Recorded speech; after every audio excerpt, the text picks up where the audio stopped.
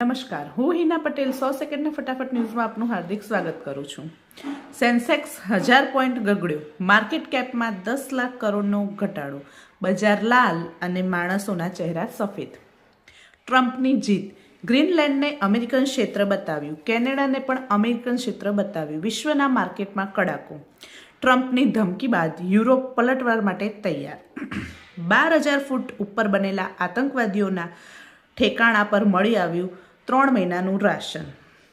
575 કરોડની જમીન, 813 કરોડની બિલ્ડિંગ અને ઓફિસમાં 1 વર્ષમાં એફડીથી 634 કરોડનું વ્યાજ મળ્યું.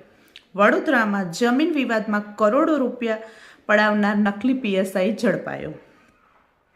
ઉત્તર ગુજરાતમાં 23 મેથી ઠંડીનો નવો રાઉન્ડ શરૂ. 29 જાન્યુઆરી સુધી 8 થી 12 ડિગ્રી વચ્ચે ઠંડી રહેવાની શક્યતા.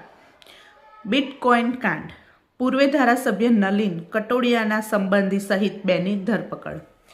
એનડીટીવીના સ્થાપક પ્રણય રોય અને રાધિકા રોયને આઈટી દ્વારા હેરાન કરવાના મામલે વારંવાર એસેસમેન્ટ કરવું ટોર્ચર છે. ઇન્કમટેક્સ વિભાગને રૂપિયા 2 લાખનો દંડ ફટકાર્યો છે.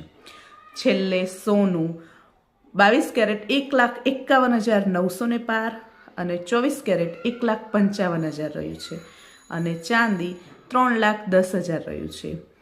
આવા જ લેટેસ્ટ સમાચાર સાંભળવા માટે મારા પેજને લાઇક કરો, ફોલો કરો, શેર કરો અને સબસ્ક્રાઈબ કરો.